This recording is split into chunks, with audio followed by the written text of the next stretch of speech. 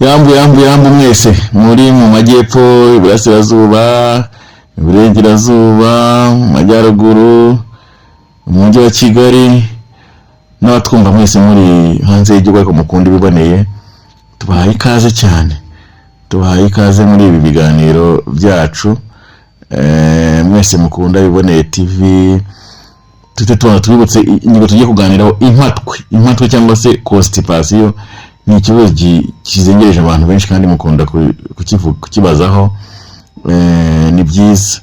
Ariko reka tubanze none tubibutse ko mukwiye gukora subscribe. Niba uri kumva ikiganiro utari wakora subscribe rwose uri kudutenguha, kandi kuri subscribe kandi no kunzogera kugira ngo ikiganiro gisohotse ujye ukibona. Niba kandi wakanda subscribe kanda aho ngaho kuri like biraba ari byiza. Mwanagira na comment muduha, wajya ngo muri comment ukandika nawe uko byumva. Ibyo bintu birafasha. Ariko kandi n'ikiganiro ubona cyohereza na mugenzi wawe ugasanga ni byiza. Uyu munsi wagiye tuganira ku kibazo cyo kutituma neza cyangwa cy'impatwe ndetse n'impamvu zishobora kubitera. Hari byinshi ushobora gukora kugira ngo ugire ubuzima bwiza kandi turabigufashamo. Kwituma impatwe ni ukunanirwa gusohora umwanda munini bikaba gake ku buryo bigera ku nshuro 3 mu cyumweru. Hano ushobora gusanga ujya kwituma inshuro 3 mu cyumweru zonyine, cyangwa ukaba warenze iminsi 3 utagiyeyo, cyangwa se iminsi 2 ugiye yabaye myinshi. Buryo witumye uriye rimwe ku munsi, urumva kurya rimwe ku munsi, kwituma rimwe ku munsi, kurya kabiri ku munsi, kujya kuri toilette kabiri ku munsi. Impamvu zitera impatwe rero harimo gukoresha ibikoze mu ifarini, umuntu agakabya imigati, amandazi, capati n'ibindi igihe bikoreshwa mu buryo bukabije. Tubibutse yuko iyo ufashe ingano ukazikuraho kariya kajerime k'imbere, ukazikuraho n'akariya gaho k'inyuma, kuko niko bigenda ngo bakore ifarini, cyangwa se no gukorera za kawunga nazo, kubera ko kawunga ntabwo ari ifu y'ibigori, iba yatunganijwe. Kariya gashishwa rero n'akariya gace k'imbere ubundi biba byuzuyemo fibre vegetale afasha mu kwituma neza. Iyo yavuyeho rero bishobora gutera constipation. Bahorera imigati, amandazi, amacapati, ibyo bintu bishobora kuba impamvu nyamukuru bikunze kuba kuri benshi. Iyo umuntu adakunda kurya imboga n'imbuto cyane cyane imbisi, ashobora kugira constipation. Icya kabiri ni ugukoresha imiti igabanya umuhangayiko, by'umwihariko ku bantu barengeje imyaka 40. Iyi miti igabanya umuhangayiko cyangwa se iyi miti igabanya umuhangayiko ishobora gutera ikibazo cya constipation. Indwara nk'uburwayi bwa kanseri, abantu bafite kanseri bashobora guhura n'iki kibazo cya constipation bitewe n'impamvu z'ubuzima bwabo. Ibyo gutekereza rero ku misemburo, hari ikindi kintu cyo kwibazwaho. Kwituma impatwe kandi bishobora guterwa no kugabanuka kw'imisemburo yihutisha ikora kuri metabolism ya misemburo, nk'imisemburo ikorwa na glande thyroid.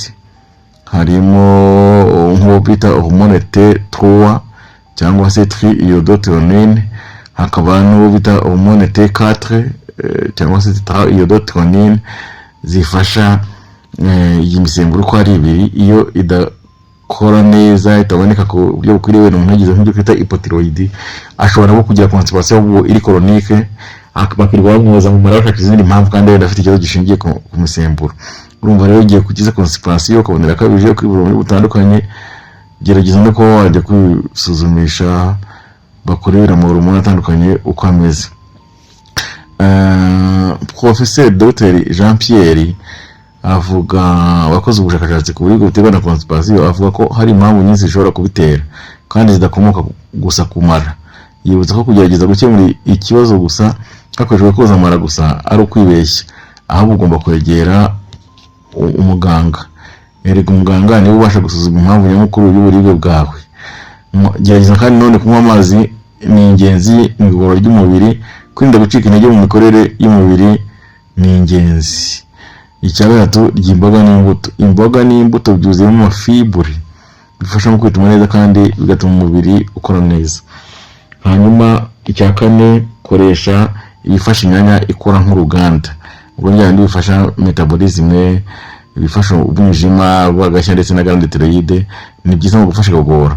Ibimera rero birimo nka imbuto z'amapapayi, birimo agashiye karanda, birimo umunyagasozi, cyakora ujya uvura n'amarozi, birimo intare y'ubumura, tungurusumu. Ibi byaba ari ingenzi cyane mu kurwanya constipation. Inama zikomeye gerageza kugabanya ibyo byatera impamvu ya constipation, birimo ibiribwa bihumanya igogora, byangiza igogora cyangwa se n'ibindi.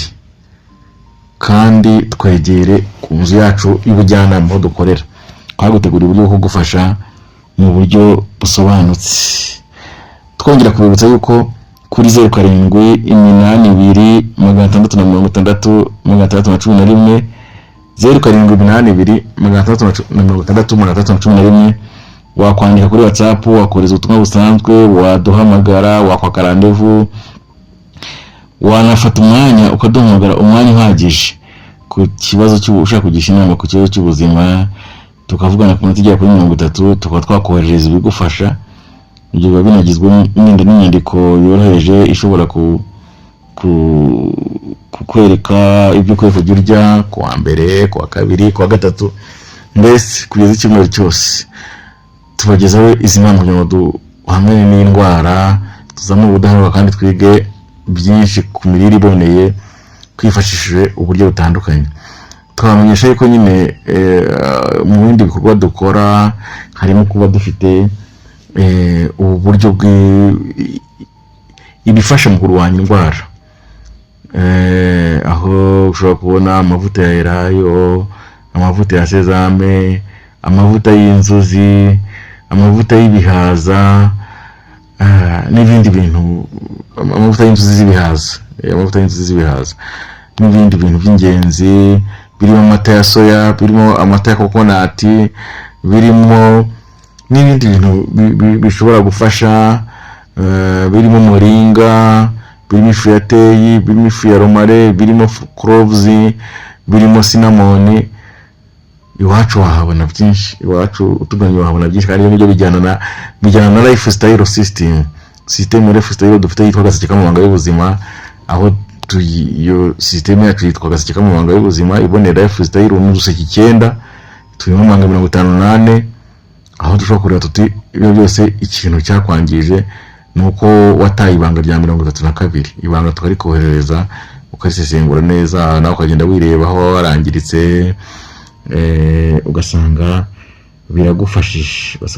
Murumva rero iwacu hari byinshi, turabaha ikaze gusa kugira ngo dukomeze dushyigikirana, dukomeze dufatanya. Babandi bafite n'umwanya ni musure ibiboneye.com.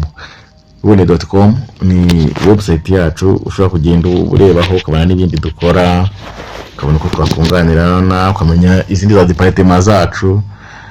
Kandi twifuza ko n'abagiye mufite ubwo buhamya, mufite ibitekerezo muko mwasangiza abandi, ni ikaze. Tumira rero abandi bamenyesha ibyiza, muri tuzamura ubumenyi bw'ubuzima, turwanya indwara zitandura no guhangana n'uburwayi bwandura. Turi hano kugira ngo tugufashe kwitwara neza ku buzima bwawe, kandi tugende twungurana ibitekerezo. Kubana natwe rero ni ingenzi.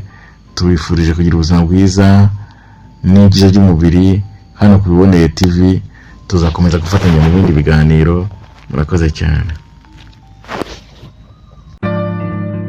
Nk'uko bisanzwe bigenda, uyu munsi nabwo ku isi yose abantu 25,000 barimo abana batari munsi y'10,000 bararara bishwe n'inzara. Ibyo urimo kumva bibabaje bihagije, ariko noneho tekereza ku bindi bihumbi by'abantu badafite icyo gukora, nyamara bafite imishinga badafitiye igishoro. Tekereza ku bakoraga ubucuruzi ubu bahombye kubera ikibazo cy'ubumenyi buke. Tekereza ku bafite ubutunzi butagira ingano ariko baryamye mu bitaro kubera ubumenyi buke mu birebana n'imirire. Mu gihe urimo gutekereza ibyo byose ariko unatekereze ku bandi bantu bafite ubumenyi buhagije ku ngingo zinyuranye, biyemeje guha ubwo bumenyi abari mu bibazo nk'ibyo. Utekereze ku bigo nka Development Network, ikigo cy'ubujyanama ku mishinga n'amahugurwa agamije kongera ubumenyi n'ubushobozi, Consultancy and Capacity Building Hub. Batanga inama zishobora guhindura buri rwego rw'ubuzima, guhindura imyumvire ku ngingo runaka, imirire, ubuhinzi burambye kandi bubyara inyungu, kurengera ibidukikije n'ibindi. Niba nawe wemera ko ibintu by'umwimerere cyane cyane mu mirire ari ingenzi, umwanya wawe uri muri Development Network. Nk'ubu kuri iyo ngingo muri Development Network bafite umushinga wo guhinga ibihumyo. Bagurisha imigina yabyo kandi uwo babigurishije baramukurikirana kugera ko kumufasha mu gushaka amasoko. Bagurisha ingemwe z'ibiti by'imbuto ziribwa n'ibimera bihumura neza, kandi impuguke zabo ziragusura zigatunganya iwawe ku buryo ubihatera mu buryo bw'imitako. Bakorana n'abavumvu, batanga inama ku mirire iboneye, kandi bakagurisha bimwe mu biribwa nk'ifu y'igikoma igenewe abagore batwite n'abana bari munsi y'imyaka 5 y'amavuko. Batanga amahugurwa n'ubujyanama mu gutegura imishinga no kuyiherekeza, cyane cyane y'ubuhinzi n'ubworozi. Development Network ikorera ku Gisozi haruguru y'urwibutso rwa Jenoside yakorewe Abatutsi, imbere y'agasoko ka Ruhango. Bahamagare kuri 07 88 66 0611. Aba nibo bazi cy'ubuzima bwiza.